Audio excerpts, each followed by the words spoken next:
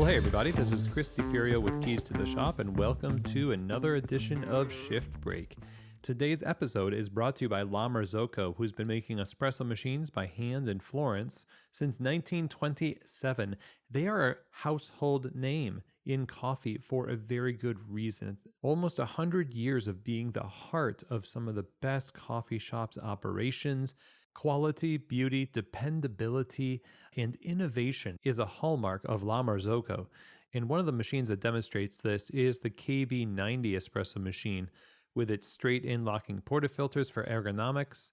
It's got scales in the drip tray for accuracy of extractions, as well as auto flush in the group heads for cleanliness and flow. It is just one example of many types of machines that La Marzocco has to suit your business's needs. Whether you're just starting out or scaling and want to upgrade your equipment, La Marzocco is an amazing choice. Reach out to them, info@lamarzocousa.com. One of their salespeople will be happy to talk with you and guide you on the right path. And also don't forget to check out their website, lamarzocousa.com. Today's episode is also brought to you by Espressly. Espressly creates custom branded mobile apps for coffee shops that want to stand out, not be another dot on a map, but have a part of the customer's phone where it's all about their coffee, their experience. So when they want a latte, they want a bagel, they want an Americano, they open up your app, they see your logo, and it's all familiar. And it's like they never left your shop. It's a wonderful experience and a great convenience for your customers. And with Espressly, it's a no-risk model. There is no setup or development fees. You get a drive-through payment scanner, receipt and label printing capabilities. All of the data is stored in the app, and it integrates with some of the world's best payment processing systems. Of course, that includes Square. So if you're interested in getting a custom branded mobile app for your business, then go ahead and reach out to Espressly over at espressly.co. That's espressly.co.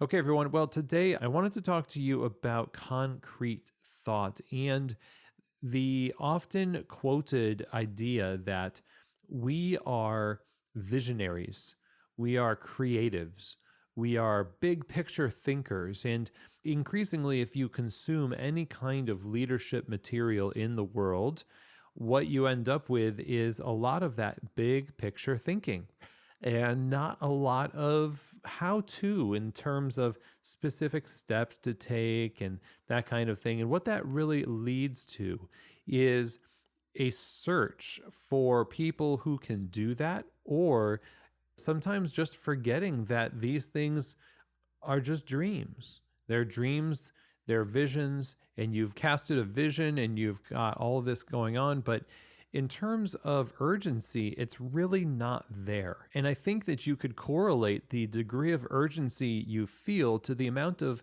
specific detail that's involved in your vision.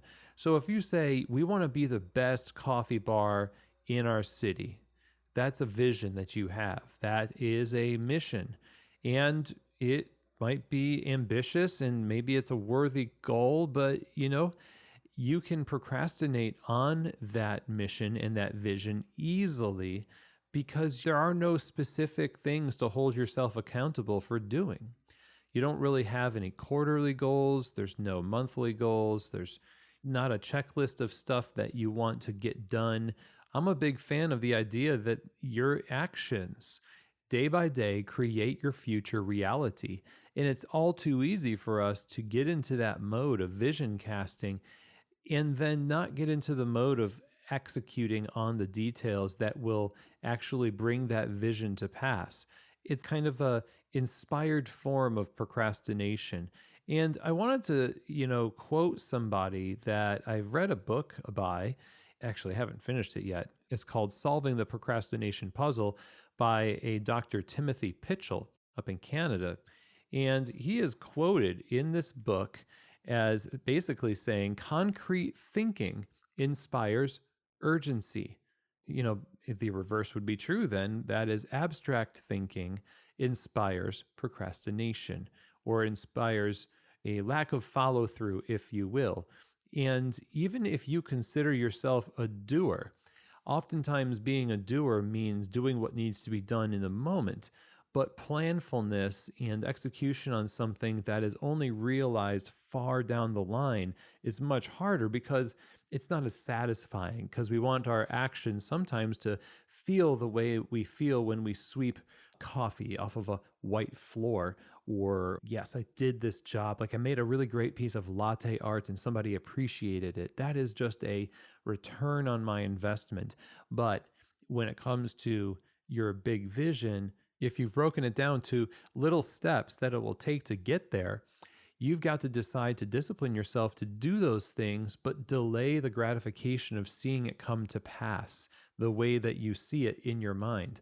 So it's a idea that you can have a vision, but can you hold that vision tightly throughout the mundanity that is necessary to create that? I would take this podcast as an example. I started this podcast and I told my wife, this is something that I will do as long as God gives me breath. I don't want to just do it and then quit.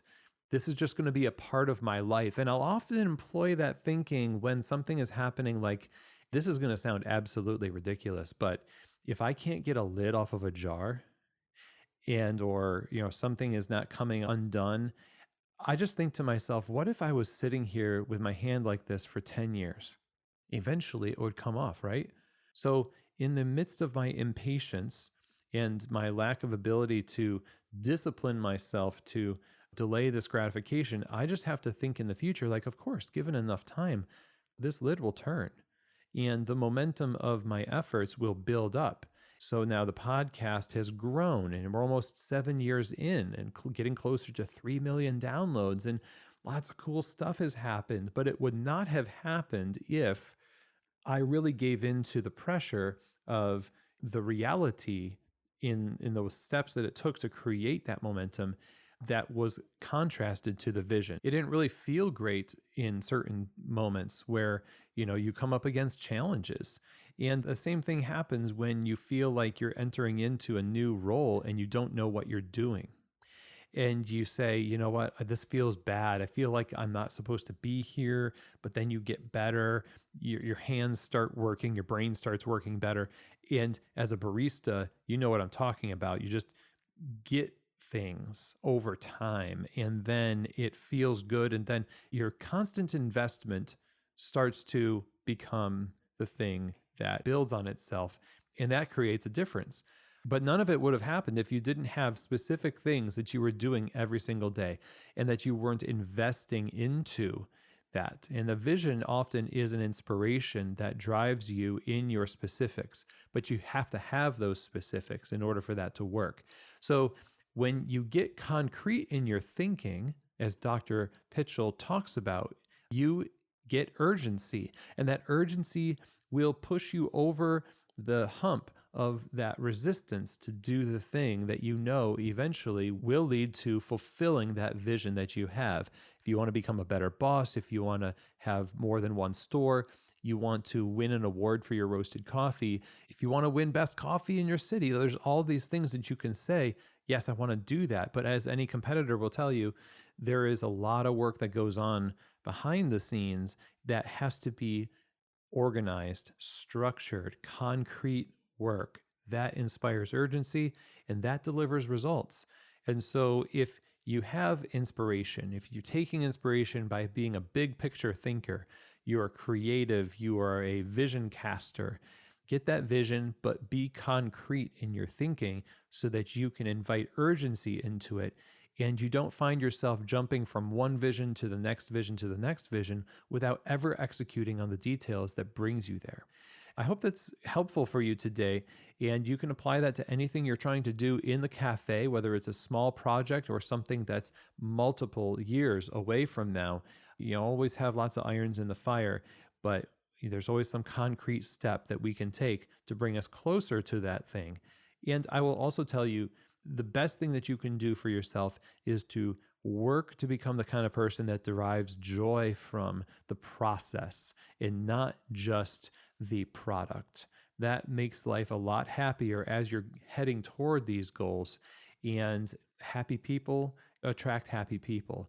And that's the kind of thing that we want to see in coffee bars, right? So I hope that that was helpful. And as always, I'm grateful for you all. Don't forget to subscribe to the show, follow on Instagram as well, at Keys to the Shop. Share these episodes with your friends and your team. When you are inspired by something here, it would be great to just hit share onto Instagram or LinkedIn or something. I would really be grateful if you would do that. And as always, I will see you here next week for another edition of Shift Break, from Keys to the Shop.